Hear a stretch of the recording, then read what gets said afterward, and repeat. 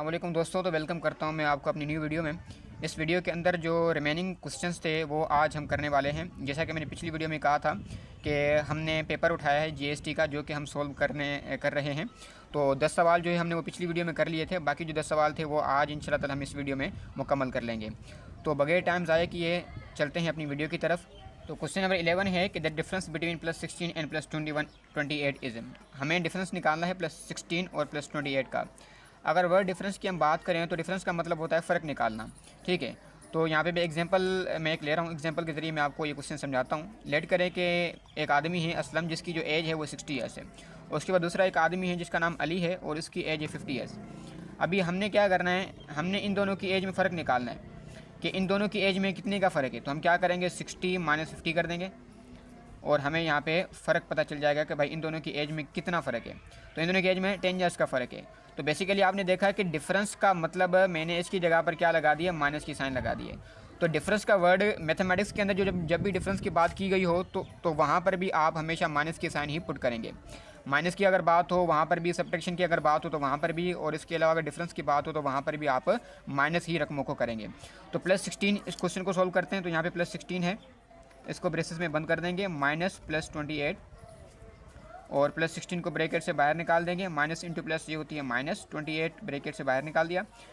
अभी आप जानते हैं कि ये +16 है और +28 है। जब हमारे पास एक टर्म प्लस की होती है, दूसरी टर्म नेगेटिव की होती है, तो हम क्या करते हैं, माइनस करते हैं हमेशा। तो +16 - 28, तो हमारे पास आंसर क्या आ जाएगा, माइनस का 12 आंसर आ जाएगा। अब यहाँ पे माइनस का क्यों आएगा, क्योंकि आप देख सकते हैं कि यहाँ पे जो माइनस की टर्म है वो ग्रेटर है प्लस की रकम से, तो इस वजह से आंसर हमारे पास माइनस का आ जाएगा। तो यहाँ पे जो माइनस का 12 है उसको हम यहाँ पे टिक कर देंगे। अभी क्वेश्चन नंबर 12 है। क्वेश्चन नंबर 12 ये कह रहा है कि the sum of interior angles of quadrilateral. अब कोई क्वाड्रिलेटरल है, उसके जो इंटीरियर एंगल्स का अगर हम सम करें तो वो किसके बराबर होता है। तो हमेशा जो भी क्वाड्रिलेटर होगा आपके पास, अब क्वाड्रिलेटर बेसिकली होता है क्या है, कोई भी आपके पास ज्योमेट्रिकल शेप हो, कोई भी ज्योमेट्रिकल शेप हो, ठीक है, 4 कोनों वाली और 4 साइड वाली, जिसके 4 कोने हों और 4 साइड हों। Geometrical shape which has 4 corner और 4 साइड्स। ठीक है, तो उसको हम क्या कहेंगे, उसको हम कहेंगे वो क्या है बेटा, क्वाड्रिलेटरल है। ठीक हो गया। अभी सवाल की तरफ चलते हैं। सवाल क्या कह रहा है कि इंटीरियर एंगल, इंटीरियर का मतलब होता है अंदरूनी और एक्सटीरियर का मतलब होता है बाहर वाली। अब इंटीरियर एंगल का जो है सम वो कितना होगा। तो ये हमारे पास मैंने एक ट्रायंगल बनाया है यहाँ पे। अब ये इसकी एक एंगल है, यहाँ पे आप देख सकते हैं, एक ये एंगल है, ठीक है, दूसरी ये एंगल है, तीसरी ये एंगल है और चौथी ये है। अब ये जो अंदर में जो एंगल मैं बना रहा हूँ ये सारी की सारी इंटीरियर एंगल है। अब इनमें इंटीरियर एंगल्स का अगर हम सम करें तो वो किसके बराबर होगा। अगर मैं इसकी बात करूँ तो आप देख सकते हो ये 90 है, ये 90 हो गया। उसके बाद ये भी कितना होगा, ये भी 90, ये 90, ये भी 90। ठीक है, ये सारी की सारी एंगल किसकी, 90 की है। अब ये क्वेश्चन क्या कह रहा है, सम मतलब जमा करें, तो ये 90 + 90 + 90 + 90, तो ये कितने हो जाएंगे, 360 हो जाएंगे टोटल। तो अगर हम किसी भी कोई भी क्वाड्रिलेटरल अगर उठाते हैं और उसकी जो एंगल्स हैं, इंटीरियर एंगल है, उसको अगर हम ऐड करेंगे तो हमारे पास जो आंसर आएगा वो आएगा 360 डिग्री। अभी हमारे पास क्वेश्चन नंबर 13 है, जिसमें ये कह रहा है कि कोई ग्रुप डेटा है, उसके अंदर जो ग्रेटेस्ट वैल्यू है, मतलब सबसे बड़ी जो वैल्यू है वो 21 है और सबसे कम जो वैल्यू है वो 3 है।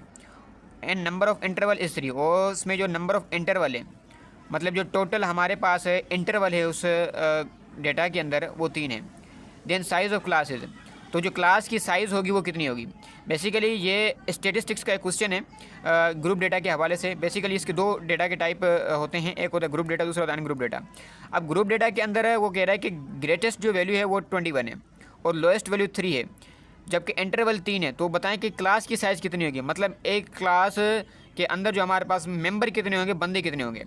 अब इसको करने का तरीका ये, सबसे पहले हम यहाँ पे क्या करेंगे, इसका एक बेसिकली फार्मूला भी होता है कि आप क्या करें कि सबसे पहले आप इसकी निकालें रेंज। क्या निकालेंगे, रेंज निकालेंगे। अब रेंज निकालने का तरीका क्या होता है कि जो आपके पास मैक्सिमम है उसको आप माइनस कर देते हो मिनिमम से, तो ये रेंज, ठीक है। उसके बाद मैक्सिमम जो हमारे पास वैल्यू होती है उसको माइनस किया जाता है मिनिमम वैल्यू के साथ। अब मैक्सिमम कितनी 21 है और मिनिमम कितनी 3 है, तो हमारे पास आंसर आ जाएगा 18। ठीक है। अब उसके बाद जो हमारे पास रेंज निकली है ना, उसको हम डिवाइड कर देंगे इंटरवल के साथ। किसके साथ डिवाइड कर देते हैं? इंटरवल के साथ डिवाइड कर देंगे, तो हमारे पास साइज़ निकल जाएगा। तो ये आ जाएगा 18, ठीक है। इंटरवल कितना था हमारे पास? 3 था, तो डिवाइड करेंगे 3 1 3 3 6 18, तो हमारे पास आंसर आ जाएगा 6। तो मतलब 6 जो होगा ना, ये हमारे पास साइज़ ऑफ क्लास होगा। मतलब हर क्लास के अंदर जो मेंबर होंगे वो कितने होंगे? 6 होंगे। तो हम यहाँ पे 6 को टिक कर देंगे। क्वेश्चन नंबर 14 है, a relation in which one quantity increases in the same proportion by decreasing other is said to be inverse direct ratio A and B. अब क्वेश्चन ये कह रहा है कि एक रिलेशन है जिसके अंदर एक क्वांटिटी बढ़ रही है और इसी प्रोपोर्शन में जो दूसरी क्वांटिटी है उसमें कमी आ रही है। तो बताना है कि वो जो प्रोपोर्शन है वो बेसिकली है कौन सा प्रोपोर्शन। तो प्रोपोर्शन की हमारे पास दो टाइप होती हैं, एक होता है डायरेक्ट, दूसरा होता है इनवर्स। अब डायरेक्ट में बेसिकली होता है क्या है कि एक क्वांटिटी अगर आपकी बढ़ रही है तो दूसरी भी ऑटोमेटिकली बढ़ जाएगी, भले आप उसमें कोई चेंजिंग लाओ या ना लाओ, तो ऑटोमेटिकली वो बढ़ जाएगी। सिमिलरली अगर एक क्वांटिटी आपकी डिक्रीज़ हो रही है, कम हो रही है, तो दूसरी भी ऑटोमेटिकली डिक्रीज़ होगी। अब एग्जांपल के तौर पे मैं आपको समझाता हूँ। अब एग्जांपल हम लेते हैं, जैसे कि फोर्स है वो डायरेक्टली प्रोपोर्शनल करती है एक्सेलरेशन पे, ठीक है। अभी अगर आप फोर्स को बढ़ाएंगे तो एक्सेलरेशन भी ऑटोमेटिकली बढ़ जाएगी, अगर आप फोर्स को कम करेंगे तो एक्सेलरेशन भी आपकी कम हो जाएगी। तो ये था डायरेक्ट की एग्जांपल, मतलब एक चीज़ बढ़े और दूसरी भी चीज़ ऑटोमेटिकली बढ़ जाए। तो इसके बाद जो दूसरी एग्जांपल होती है प्रोपोर्शन की, वो है हमारे पास इनवर्स प्रोपोर्शन। इनवर्स प्रोपोर्शन में क्या होता है कि एक बढ़े तो दूसरी ऑटोमेटिकली कम हो जाए, या अगर एक कम हो रही है तो दूसरी ऑटोमेटिकली बढ़ जाए। अब इसकी एग्जांपल कौन सी है? जैसे मैं बात करता हूँ मास की और एक्सेलरेशन की। अब अगर आपका मास ज़्यादा होगा तो एक्सेलरेशन उसमें कम प्रोड्यूस होगी। ऑब्वियसली अगर मेरे पास कोई एक बड़ा सा ट्रक है, ठीक है, उसको अगर मैं फोर्स लगा रहा हूँ, उसका मास बहुत ज़्यादा है, तो मैं फोर्स लगाऊंगा, एक फोर्स कांस्टेंट रख देते हैं हम, तो उसमें एक्सेलरेशन बहुत कम प्रोड्यूस होगी। और अगर सेम फोर्स अगर मैं किसी कम मास पे लगाऊं तो वो ज़्यादा एक्सेलरेशन प्रोड्यूस करेगा। तो इसी तरीके से ये हमारे पास क्या होता है? इनवर्स प्रोपोर्शन है। अब क्वेश्चन के हिसाब से कि एक चीज़ बढ़ रही है और दूसरी में कमी आ रही है, तो ये हमारे पास कौन सा प्रोपोर्शन होगा? ये भी हमारे पास इनवर्स प्रोपोर्शन होगा। तो इनवर्स प्रोपोर्शन इसका सही जवाब है। 15 है, the sum of ₹2400 is shared among Nida, Nadia, Amara. 2400 रुपये में शरीक किया जाता है निदा को, नादिया को और अमारा को। इफ़ निदा रिसीव ₹600, अगर निदा उसमें से 600 रुपये हासिल कर लेती है, and remaining amount is shared between Nadia and अमारा इन द रेशो 4:5 रिस्पेक्टिवली। और जो दूसरी अमाउंट बचती है वो निदा और अमारा के बीच में जो है शेयर कर दी जाती है 4:5 के हिसाब से। हाउ मच डज़ अमारा गेट? तो अमारा कितना लेगी? अब यहाँ पे नादिया की बात नहीं है कि नादिया कितना लेगी, नहीं, हमें जस्ट बताना है कि अमारा कितने लेगी, 1200, 900, 1000 और 800। अभी जो रिस्पेक्टिवली का मतलब है, बाज़ औक़ात इसमें काफ़ी स्टूडेंट्स कंफ्यूज हो जाते हैं कि पहले 4 रखना है या पहले 5 रखना है, मतलब 4 यहाँ पे किसका है, 5 किसका है। अब जब रिस्पेक्टिवली की बात होती है तो पहला जो नंबर है या पहली जो भी चीज़ है वो पहले के नाम के लिए होगी। मतलब अगर क्वेश्चन के अंदर जो पहले चीज़ आ रही है तो और अगर रेशो है तो पहले वाला पहले के बराबर हो जाएगा और दूसरा वाला दूसरे के बराबर हो जाएगा। अब यहाँ पे नादिया पहले तो 4 नादिया का हो जाएगा और अमारा बाद में है तो 5 हो जाएगा अमारा का। तो रिस्पेक्टिवली का मतलब ये है। अब बात है क्वेश्चन की तरफ। अब सबसे पहले यहाँ पे जो निदा है वो तो अपने 600 रुपये ले लेती है, तो सबसे पहले हम निदा को इसमें से बाहर निकाल लेना है और इससे हमने अपनी जान छुड़ा लेनी है। तो ये हमारे पास आ गई 2400 रुपये और निदा ने अपने जो है 600 रुपये ले लिए, तो बाकी हमारे पास बचे 1800 रुपये। अब ये 1800 है, ये हमने क्या करना है 4:5 के हिसाब से ना हमने नदिया और अमारा के देना है और जस्ट फिर हमने अमारा का निकालना है। अभी इसको करने के लिए हमने एक फार्मूला हम यूज़ करते हैं कि वो क्या है कि value of ratio, total value of ratio निकालने के लिए हमारे पास एक फार्मूला होता है। वो फार्मूला क्या है कि ratio divide sum of ratio multiply by total amount, जो हम तकसीम करना चाहते हैं उनके बीच में वो वाले अमाउंट यहाँ पे दे देंगे हम। अब सबसे पहले वैल्यू ऑफ रेशो किसके हम निकाल रहे हैं, जो है किसकी हम निकाल रहे हैं, नादिया का निकाल रहे हैं, तो यहाँ पे हम दे देंगे नादिया।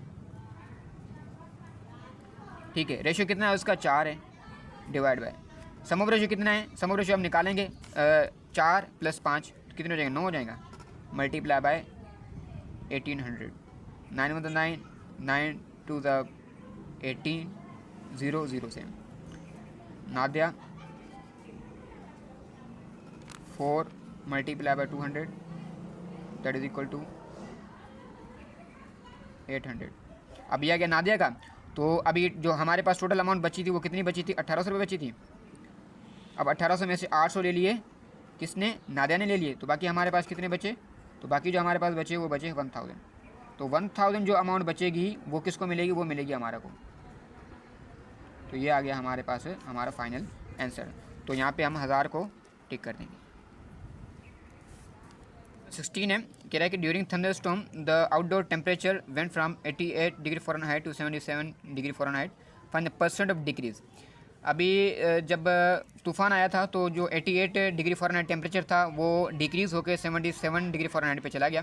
तो हमने जो डिक्रीज़ हुआ उसकी हमने निकालनी है परसेंटेज। अब सबसे पहले हमने निकालना है कि डिक्रीज़ हुआ कितना, ठीक है। तो हम डिक्रीज़ हुआ कितना उसको निकालने के लिए हम क्या करेंगे, उसको आपस में माइनस कर देंगे।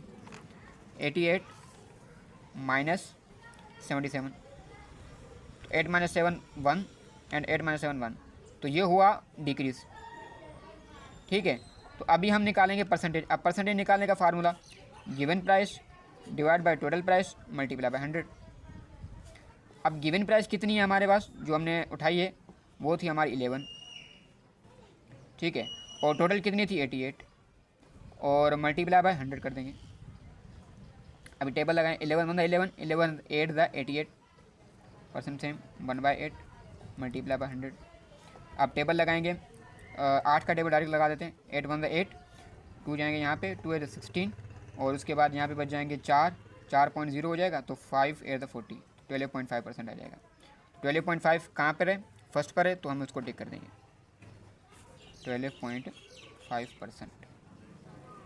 क्वेश्चन नंबर 17 है। क्वेश्चन नंबर 17 के अंदर हमने क्या करना है, बताना है कि इनमें से कौन सी जो टर्म है वो 20% के हिसाब से इंक्रीज़ हो रही है। तो इसको निकालने का हमारे पास एक फार्मूला है। फार्मूला क्या है कि परसेंट इंक्रीज़ अगर हम निकाल रहे हैं तो उसका फार्मूला है कि आप क्या करें कि जो न्यू वैल्यू है, न्यू वैल्यू माइनस कर दें ओरिजिनल वैल्यू के साथ और divide by original value and multiply by 100। अब ये जो फार्मूला है ये यूज़ किया जाता है परसेंट इंक्रीज़ निकालने के लिए। अब परसेंट इंक्रीज़ हमने यहाँ पे दे देंगे। अब न्यू वैल्यू, अब इनमें से आप कोई भी ले लें, 30 ले लेते हैं, 30 माइनस न्यू वैल्यू हमारी 40 है, 40 minus 30 divide by original, original कितनी थी 30 थी, multiply by 100, 0 0 cancel, 40 minus 30 10 divide by 3 multiply by 10, 10 10 100, 100 divide by 3, 3 को 100 के साथ डिवाइड करेंगे तो आंसर आ जाएगा 33.3%। अब 33.3% तो यहाँ पे नहीं है, तो इसके बाद हम बी ऑप्शन को तो चूज़ नहीं करेंगे, सी पे चलते हैं, सी को करके देखते हैं। तो percent increase, new value 60, original value 50 divide by original value 50 multiply by 100, 51 the 50, 52 the 100 same, और 60 minus 50 the answer is 10 and 10 multiply by 2, तो percent increase will be equal to 20%। मतलब 50 और 60 पे जो 20% है वो हमारा आंसर आ जाता है। तो हम यहाँ पे इसको सी ऑप्शन को टिक कर देंगे। क्वेश्चन नंबर 18 है कि A matrix have order m into n and B matrix have order n into b, then order of product a into b is इन। और बताना है कि एक मैट्रिक्स ए है जिसके अंदर जो ऑर्डर्स है वो m into n के हिसाब से है, और बी मैट्रिक्स के अंदर ऑर्डर्स हैं n into p के हिसाब से। तो अगर हम a को b के साथ मल्टीप्लाई कर देते हैं तो हमारे पास जो फाइनल आंसर आएगा मैट्रिक्स का, उसके अंदर ऑर्डर क्या होगा, मतलब m into n का ऑर्डर होगा या n into p का होगा, m into p का होगा या p into n का होगा। तो इससे पहले मैं आपको एक बात समझा दूं कि हमेशा मैट्रिक्स के अंदर क्या होता है कि जब भी आपके पास जो मिडिल वैल्यू है, मतलब अगर आपके पास कोई m into n मैट्रिक्स है जिसका नाम a है और b है जिसके अंदर आपके पास n into p है, अगर आपके पास जो मिडिल टर्म्स हैं वो आपके हमेशा अगर सेम होंगी तभी आप मैट्रिक्स की जो प्रोडक्ट हैं वो निकाल सकते हैं। लेकिन अगर ये डिफरेंट हैं, अगर मैं करता हूँ यहाँ पे a into b और b में रख देता हूँ यहाँ पे c into d, तो आप इनको आपस में मल्टीप्लाई नहीं कर सकते, इनकी मल्टीप्लिकेशन पॉसिबल नहीं है, क्योंकि यहाँ पे जो मिडिल टर्म्स हैं ये इनके सेम नहीं है, मतलब जो इनर डायमेंशन है ये इसके सेम नहीं है। तो इसके लिए यहाँ पे आप देखें तो इसके इनर डायमेंशन सेम है, तो इसकी मल्टीप्लिकेशन पॉसिबल है। तो जब हम इनकी मल्टीप्लिकेशन करेंगे तो इसका जो आंसर आएगा, लास्ट वाला जो हमारे पास ऑर्डर पेयर आएगा, तो उसके अंदर जो हमारा ऑर्डर होगा वो m into p के हिसाब से होगा। किसके हिसाब से होगा? m into p के हिसाब से होगा तो यहाँ पे इसका जो करेक्ट आंसर होगा वो m इंटू पी होगा। तो m इंटू पी को हम यहाँ पे टिक कर देंगे, क्योंकि ये जो n इंटू n है ये यहाँ पे सेम है, तो इसको हम कंसिडर नहीं करेंगे। तो चेंज होंगी उनको अगर हम मल्टीप्लाई कर देंगे तो वो हमारे पास ऑर्डर होगा। लेट करें कि मैं a ले लेता हूँ यहाँ पे 3 मल्टीप्लाई बाई 2, और मैं b ले लेता हूँ यहाँ पे 2 मल्टीप्लाई बाई 4। अब यहाँ पे 2 सेम है, तो मैं क्या कर दूँगा, 3 को 4 के साथ मल्टीप्लाई कर दूँगा, तो ये आ जाएगा हमारे पास लास्ट वाला जो हमारा ऑर्डर पेयर होगा, लास्ट वाला जो हमारा मैट्रिक्स होगा उसका ये आंसर आ जाएगा। अभी क्वेश्चन नंबर 19 है। क्वेश्चन नंबर 19 कह रहा है कि the line segment whose end points are in the circle is called. अभी ऐसी लाइन सेगमेंट है जिसके जो एंड पॉइंट हैं वो एक सर्कल पर हों, तो उसको हम क्या कहेंगे, कोड कहेंगे, सीकेंट कहेंगे, टेंजेंट कहेंगे या अ कहेंगे।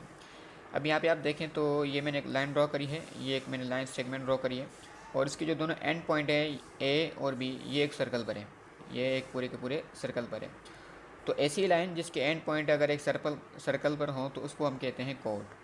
क्या कहते हैं हम उसको, कोड, क्योंकि कोड एक लाइन होती है जिसके जो एंड पॉइंट हैं वो हमेशा सर्कल पर होते हैं, फिर चाहे फिर वो डायमीटर के हिसाब से हो, इस हिसाब से हो, या आप इसको इस हिसाब से भी ड्रॉ कर सकते हैं।